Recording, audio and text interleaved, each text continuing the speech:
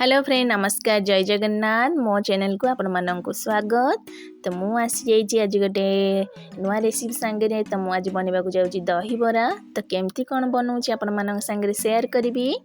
तो जदि आपण मैंने मो चैनल नुआ अच्छा प्लीज मो चैनल को सब्सक्राइब करनी और बेल आइकन क्लिक करनी जहाँफल सर्वप्रथम आपण मान पाखे मो वीडियो पहुँचे। तो चलते जाना केमती कौन बनाऊँगी। तो ये चोपा छड़ा बिरी को नहीं 2 कप ताकू भल भाव धोईकी मु बतुरे नहीं गोटे घंटा पाई। तो ये मुझे किसी दही माने गोटे बड़ कप दही ये मुझे हाफ कप चीनी आज मीठा दही बरा बनवा जाऊँगी। तो ये नहीं किसी ब्लैक सॉल्ट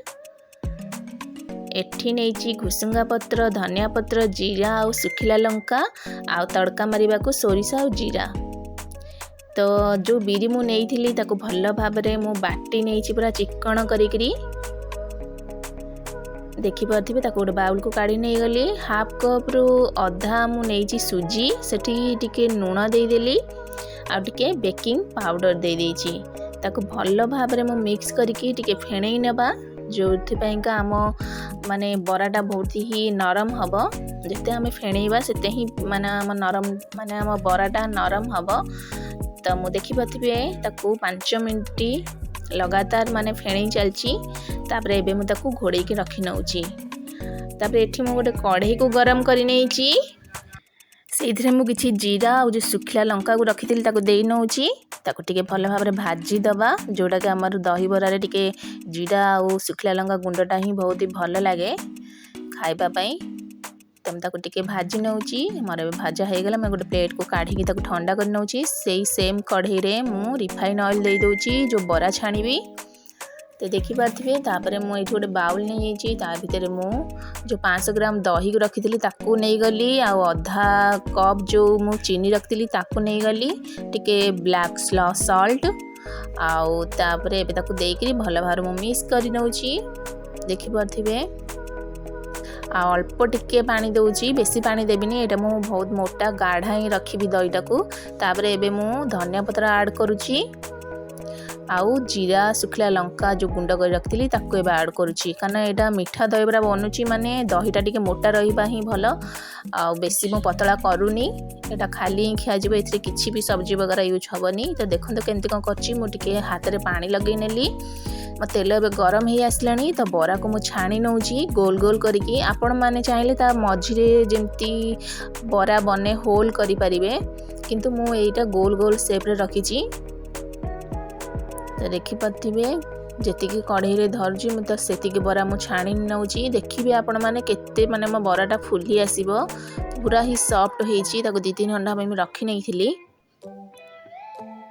रेस्ट भाई से बहुत ही बढ़िया फुली के ऑटोमेटिकली माने निजे निजे उल्टी जाउचंती माने एते सॉफ्ट होईची मो बराटा आ खाइबा को भी सेतिकी सॉफ्ट हेइथिला माने गोटे बूढ़ा लोक भी खाई परिबे माने पूरा मिले जाउथिला। तो देखी पारे बरा मोर एबे गोटे माने हेई आसलानी गोटे भाड़ी। तो ताको मु गोटे प्लेट को काढ़ी नउची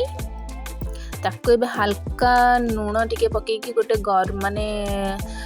पानी रे ताको मु एबे बतुरे नउची जोठी पई मो बराटा भल भाबरे बतुरी जिवो बाकी बरा छाणु छाणु। तो देखुथिबे नेक्स्ट टाइम भी मो बराटा को सेही भली भाबरे छाणी नउची। तो देखि पाथिबे सेकंड स्टेप भी मोर बरा पूरा हेई गलानी ताको भी एबे मु गोटे प्लेट को काढ़ी नहीं ताको पानी रे एबे बतुरे नेबा।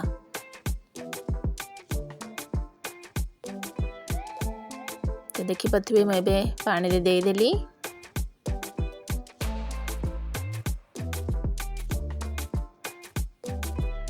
आपण माने देखि के जानि पारथिबे बराटा केते फुलीची आ देखि पारथिबे पानी पको पको ही फुलिया स्टार्ट कलानी। तो ताको टिके 5 मिनट रेस्ट नहीं नेची एठी मु गोटे कढ़ाई नहीं तादरे किछि रिफाइन ऑयल 2 चम्मच ऐड करली तापर मु 3-4टा सुखिला लंका ऐड करली तापर एबे जो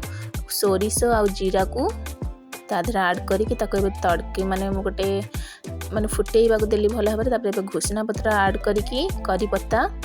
ताको टिके भल भाबरे आमे फुटेइ नबा जोटा आमे छुंक दबा तादरे मु टिके आधेरे मु टिके हेंगु ऐड करिची जोटा कि भल वासना आसीबो फ्लेवर आसीबो। आपण मान पाखे जदि माने कंचा जो आंब कसी अदा ଲଙ୍କା भी थी सेटा भी आपण मैंने ऐड करेंगे मो पाखे नाला अवेलेबल तो मुझे ऐड करनी सेटा भी देले आउ टिके भल बास्ना आसता तबे मु दही रे तड़काटा को मिक्स करनेली आ देखि पार्थिबे मु भल भाव में मिक्स कर नहीं आ दही बराटा देखि पार्थिबे मोर केते भल भाव में फुली आसी देखुचन तो केते सॉफ्ट हेची केते नरम माने 5-10 मिनट ही पूरा पानी सोक कर नहीं बहुत ही नरम होता तो पानी एमती मु बरा रू चिपुड़ी नौची हाथ प्रेस करके दी हाथ में रखिकी मझे मुझे चिपुड़ी नौची माने बरार जी पानी थी सब तक बाहर पड़ो दही छुंकरे दे दूची बरा तक देखी पारे केते पानी से बाहर पड़ुची तो ये मु दही रे बरा तक ऐड करनेली एबे गोटे प्लेट को मु सजई नौची तो देखी पार्थिबे देखिकी जानी पार्थिबे आपण माने केते सुंदर हेची आ बहुत ही टेस्टी हेतिला घरे थरे बनांतु आपण माने जानी परिबे मीठा दहीटा एते टेस्ट आ बहुत ही नरम हेतिला आ संगे किछि भी दरकार नहीं उपास व्रत रे आपण एटा करिके खाई परिबे जोटा कि बहुत ही बढ़िया लगे भात रे भी खाई परिबे प्लस खाली रे भी खाई परिबे जोटा कि बहुत ही टेस्टी लगी थाए तो मैं प्लेट को माने काढ़ी नेली ता ऊपर टिके दही दे दूची तापर एबे टिके मो ब्लैक सॉल्ट दे दूची ता ऊपर तापर एबे जो जीरा और सुखिला लंका को भाजी ता गुंड टिके दे दूची आ टिके धनिया पत्र दे दूची आ गार्निशिंग पाई गोटे सुखिला लंका आ टिके घुसुंगा पत्र ता ऊपर दे दूची तो देखि पाथबे केते सुंदर देखा जाउची खाइबा को जेति टेस्टी देखा को से डेलीशियस तो थे बनातु आ मत कमेंट बॉक्स में निश्चिंत जनइबे आपन को रेसिपी केमती लगिला तो रहुची जय जगन्नाथ पुणी देखा गोटे नुआ वीडियो संगे तो थैंक यू फॉर वाचिंग।